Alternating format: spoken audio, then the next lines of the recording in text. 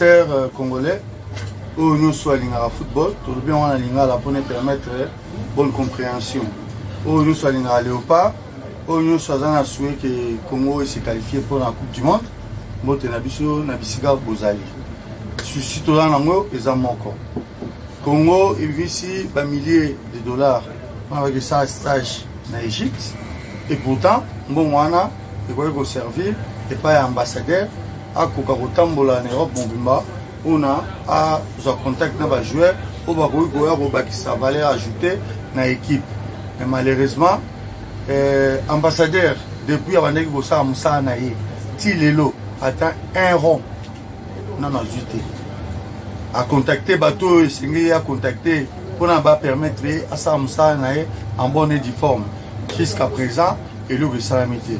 Voilà pourquoi l'idée n'est pas nabino, tout cotiser, attendre plus que 10 € par personne. Dans le groupe, nous sommes à Léopard, parce que vidéo, nous avons un groupe, surtout, afin que Bissomoroto soit en charge ambassadeur pour continuer le travail. Je sais que Batebele va au bout et Batebele va agir positivement. Mais ce qui vraiment réellement tout l'ingé tout kende tout bêta barrage et puis tout se qualifier pour la Coupe du Monde, c'est maintenant tout c'est la lobité parce que quand nous avons na Cameroun ils ont permettre l'équipe par exemple la barrage va se préparer tandis que biso tous dans la préparation tandis que pardon par contre tout go même au bisaka concours nani ba go bakisa valeur ajoutée l'équipe et puis na ba poste tous dans la lakine et koka ko même biso la positivité. Mais si vous avez un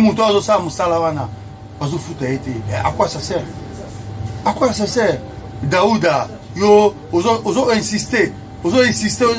Il faut qu'il y ait un stage. Mais pourquoi couper un rotika na Congo? Vous avez un match, vous avez un foot, vous avez détecté que non. Ah, tala oyo, bokeseye.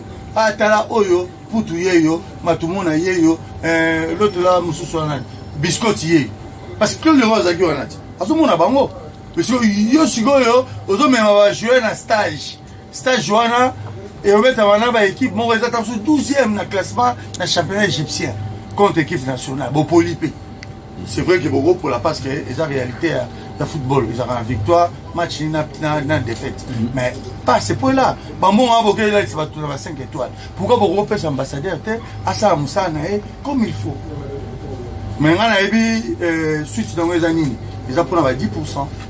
Quand on va jouer au stage on va sélectionner, on continue à ses droits parce que c'est grâce à lui qu'ils ont participé à l'équipe nationale.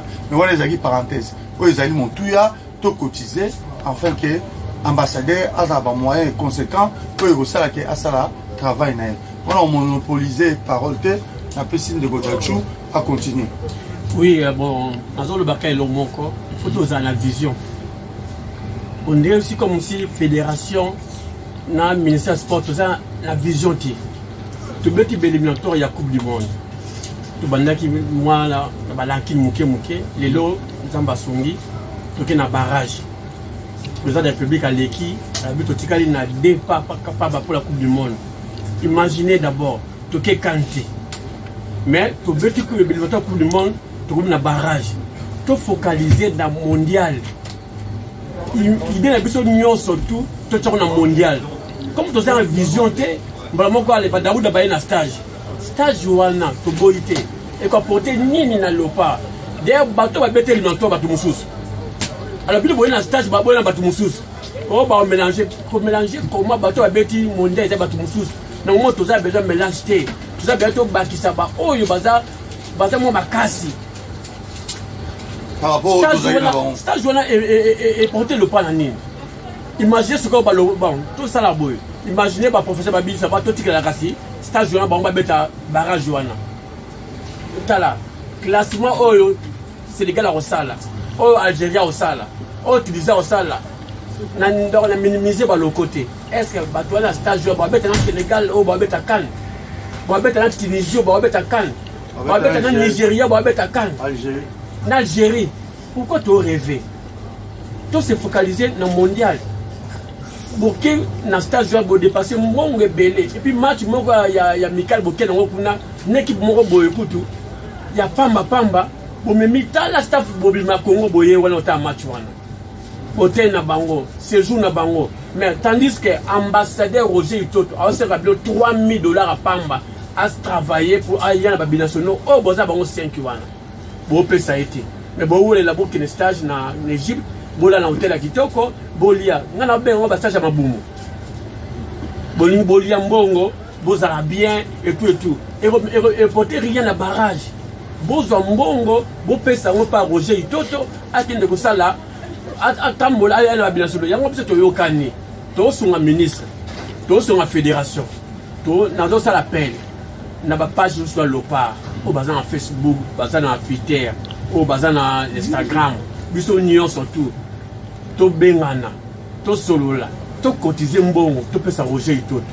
to tika na 2 mois pamba pour na barrage ake solo atana kunku wana aso atana bisaka wana na mutiele wana albeta Milan c'est na capitaine na Kalulu na capitaine wana nani Congolais beta na Monaco wana capitaine c'est important Matazo nani Congolais ya Belgique nani Bongonda andimi déjà mais nana nga so ina mutute aminimeli ye moko mais ce que faut boya boluka ye boy bale bo acha ba prêta pour la aya to beta barrage à renforcer équipe mais binoté bo penser na stage bo penser na stage wana et porter biso na eloko ni stage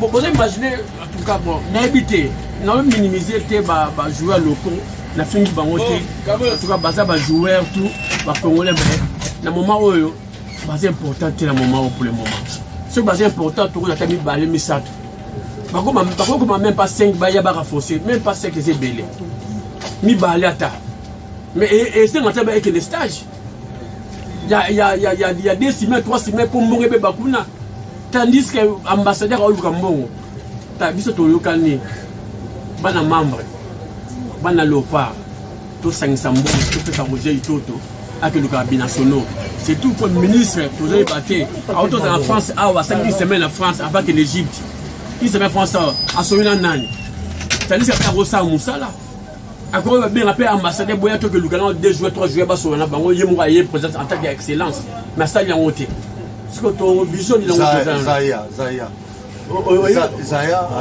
oui jouer à Côte d'Ivoire Zaya une équipe nationale à Côte d'Ivoire à travers ministre ministre mtasola Guinée pour la garantir au union gros à la bénéfique pour naïe Zaya wana comment entre guillemets capitaine équipe il y a Côte d'Ivoire pour ministre Salim Moussa il y a biso vous faites rien et vous attendez que miracle Salama en corrompant des habits bien président de la fédération international football, ça ne marchera pas.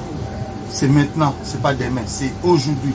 Aujourd'hui, tout ça, on approche, tout ça, on commence à ligne. Ce qui 4 lignes, on commence à le pas foot. Voilà, c'est maintenant. C'est maintenant. Tout ça, Libanda, tout ça, à 5 euros, 10 euros, tout ça, 10 euros minimum, pour permettre l'ambassadeur à sillonner 4 coins Europe pour ramener biso oh il y a beau ramener à ça qui yango na katompa à ça on a frais personnel à ça on a joueur à ça on a pas propre fonds naïe si go biso de toi apporter quelque chose au ça que à ça la conclusion à malamu par rapport à bénéfice na biso soit comme mutakomi ko ima les armes malamuté pour la kinde moulaïte tout ce qui wana bon ramener 10 euros du bino parce que message auto passé on a groupe nion surtout toujours c'est la réaction positive hein qu'on peut ça 10 euros na ba kolo site wana bon peut ça 10 euros et ceux qui sinon tout ce numéro moi à compte mais tous c'est la réaction na bino vous avez besoin de 10 euros ceux qui peuvent monter monique à repé ça fait euros et vous avez toujours les bienvenus. Merci, que Dieu nous bénisse, qu'il bénisse le Congo, qu'il bénisse les léopards. Parce que nous avons déjà, en novembre, na Qatar. Tous dans la vision. Merci. Tous dans la vision. Merci beaucoup.